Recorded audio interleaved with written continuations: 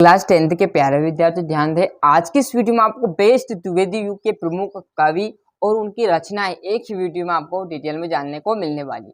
तो अभी तक आपने चैनल को सब्सक्राइब नहीं किया तो फटाफट चैनल को सब्सक्राइब कर लीजिए, नोटिफिकेशन ऑन कर जरूर रखिएगा, है ना।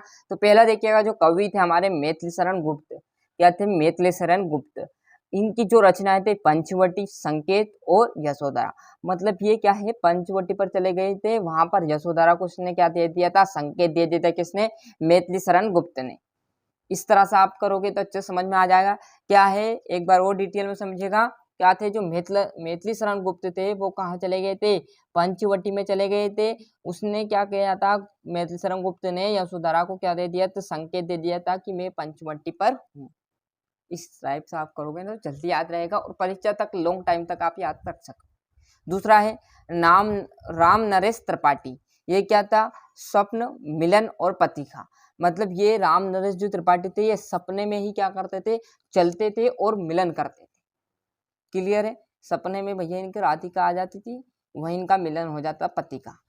क्लियर है? इस टाइप से आप करोगे ना, देखो समझ कर जो विद्यार्थी करेगा वो आराम समझ जाएगा अच्छे से, है ना। तीसरा है माखनलाल चतुर्वेदी। तो क्या है? युगचरण और संपूर्ण, है ना। इसका आप देख लेना, युगचरण, माखनलाल चतुर्वेदी। और महावीर प्रसाद द्विवेदी है काव्य, मंजूषा और सुमन। जो भी महाप्रसाद द्विवेदी है इनकी जो क्या है रचना, क्या है, एक तो काव्य है भैया लड़की, मंजूषा और सुमन, तीनों लड़कियां है। तो मतलब ये रचना हो गई। और समझ, तीन नाम याद रख लेना कि महाप्रसाद द्विवेदी की तीन लड़कियां थी। कौन कौन सी थी? काव्य, मंजूषा और सुमन। मतलब इनकी रचना होगी। इस टाइप से आप करोगे ना तो अच्छे समझ में आता चले जाएगा। एक बार और देखते हैं, अच्छे से स्क्रीनशॉट ले लेना। मैथिली शरण गुप्त, मतलब मैथिली शरण गुप्त कहाँ चले गए थे? पंचवटी में चले गए थे। और यशोधरा ने इनको क्या दे दिया था?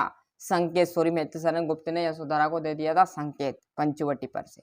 राम नरेश त्रिपाठी क्या थे? ये सपने में ही क्या करते थे, मिलन पत्रिका जाते थे। माखनलाल चतुर्वेदी युगचरण, संपूर्ण। और महाप्रसाद द्विवेदी की कितनी लड़कियां था? तीन। कौन कौन सी? काव्य, मंजूषा और सुमन। आ रहा समझ में? ये इनकी रचना हो गई। इस टाइप से आप कर लीजिएगा। ऐसी जैसी ट्रिक बताऊंगा कि आप हंसते हंसते इनको अच्छे से याद कर सकोगे। तो अच्छे से यहाँ से द्विवेदी युग के प्रमुख कवि और उनकी रचना का अच्छे से स्क्रीनशॉट ले लीजिए।